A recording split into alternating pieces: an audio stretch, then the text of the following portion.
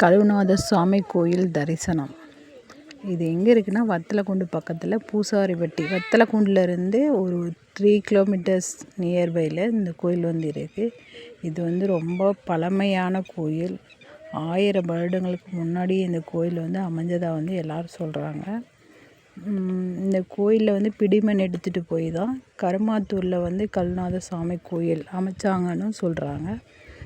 இது கோயிலுக்கு போகிறதுக்கு முன்னாடி எடுத்த வீடியோ. இதுதான் கோயிலோட என்ட்ரன்ஸ். கோபுரம் தெரியுது பார்த்திங்களா? இதுதான் கோயிலோட என்ட்ரன்ஸு. இப்போ தான் இதுக்கு கோயில் கும்பாபிஷேகம் முடிஞ்சிச்சு. பயங்கரமாக ரொம்ப செலிப்ரேட் பண்ணி பயங்கரமாக வச்சாங்க. நல்லா இருந்துச்சு. இதுதான் கோயிலோட முன்னாடி. கலசம் இருக்கும், ஒரு நந்தி இருக்கும், உள்ளே சிவன் இருப்பார். இதான் நந்தி, பெரிய நந்தி. எப்பயுமே சிவன் கோயிலுக்கு போயிட்டோம் அப்படின்னா நந்தியை வணங்கிட்டு அவரோட பெர்மிஷனோடு தான் சிவனை வணங்கணும்னு சொல்கிறாங்க. அப்படி தான் வணங்கணுமா. இது கோயிலோட லெஃப்ட் சைட்லேருந்து அப்படியே உள்ளே போனோன்னா ஒரு கோயிலாக வரும். சிற்பங்கள்லாம் பார்க்குறதுக்கு கண்ணுக்கு அவ்வளோ ஒரு குளிர்ச்சியாக இருக்கும், செம்மையாக இருக்கும். இங்கே ஒவ்வொரு கோயிலாக இந்த ரைட் சைடில் போட்டோன்னா மகாவிஷ்ணு பயங்கர ஃபஸ்ட்டில் இருக்கார். அப்புறம் கன்னி மூல கணபதி அப்படின்னு சொல்லிட்டு இங்கே விஷ்ணு இருக்குது, தட்சிணாமூர்த்தி இருக்குது. இது கோயிலோட சைட் பேஜ். அந்த கோபுரம் பார்க்குறதுக்கு எவ்வளோ ஒரு அழகாக இருக்குன்ட்டு. அப்படியே பின்னாடி போயிட்டோம் அப்படின்னா அந்த கணபதி கோயிலில் சாமி கும்பிட்டு அதுக்கு பின்னாடி நேர் ஆப்போசிட்டில் சிவகாமி அம்மாள் அப்படின்னு சொல்லிட்டு ஒரு சின்ன சன்னதி மாதிரி அமைச்சிருக்காங்க. எங்கள் பாப்பா தீநீர் எடுத்து பூசிக்கிட்டு இருக்கா. அப்படியே போயிட்டோன்னா இது பின்னாடி கோபுரம் இப்போ தெரியும் பாருங்கள். இதுதான் கோயிலோட பின்னாடி கோபுரம். கீழேருந்து பார்த்தோன்னா மேலே எல்லாம் இப்போ கும்பாபிஷேகம் நடந்ததுனால எல்லாம் க்ளீனாக பார்க்குறதுக்கே நல்லாயிருக்கு. இதான் பின்னாடி இருக்கிறது. இது கோயிலோட அந்த பேக் சைடில் இருக்க அந்த கோபுரத்தோட மேலால் இது இருக்கிறது இந்த சைடு பார்த்திங்கன்னா சுப்பிரமணியர் கோயில்.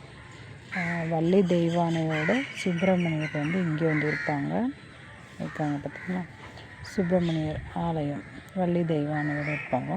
அப்படியே இந்த சைடில் ஒரு கேட் மாதிரி இருக்கும். இந்த கேட் சைடு இங்கே தான் பொங்கல் கெடா வெட்டினாங்கன்னா இங்கே தான் சமைப்பாங்க.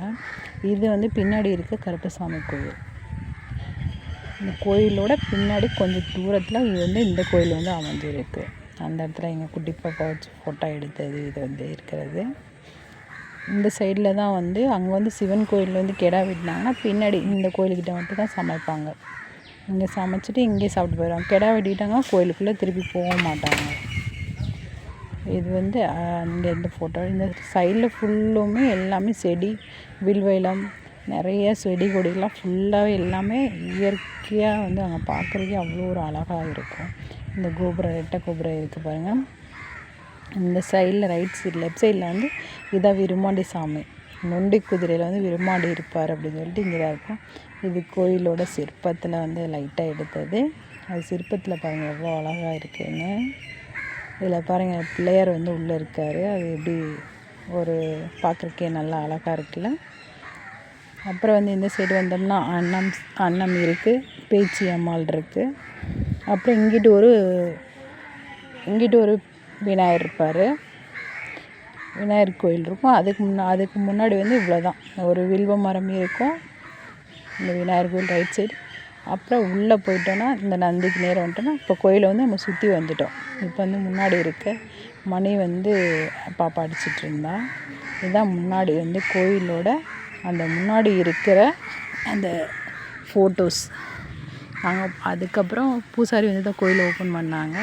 சரின்னு சொல்லிட்டு பூஜை பண்ணிவிட்டு சாமி கும்பிட்டுட்டு பாருங்கள் சிவன் சிலை இப்படி தான் இருக்கும். பையன் போயிட்டு சாமி கும்பிட்டு வரலான்ட்டு உள்ளே போயிட்டு வச்சுட்டு சாமி கும்பிட்டு வருவோம் பாருங்கள். இப்போ இந்த சிவன் மட்டும்தான் அங்கே இருக்கும். இது கோயிலோட முன்னாடி எடுத்த ஃபோட்டோஸ். இது என்ட்ரன்ஸு. இதுதான் என்ட்ரன்ஸ். இப்போ பார்த்தா உங்களுக்கு கோயிலோட ஃபுல் வியூ எல்லாம் தெரிஞ்சிருக்கு பாருங்கள். இதுதான் முன்னாடி இந்த சைடும் கருப்பசாமி, இங்கிட்டு சாமி இதெல்லாம் இருக்கும். இதுதான் ஃப்ரண்ட்டில் இருக்கிறது. அதுக்கப்புறம் கலசம், அதுக்கப்புறம் நந்தி, அதுக்கப்புறம் வந்து உள்ளே இருக்கிறது சிவன். அங்கே வந்து இந்த ஆலமரம் இருந்ததுனால அதில் கொஞ்ச நேரம் அவங்க விளாண்டுட்டு இருந்தாங்க.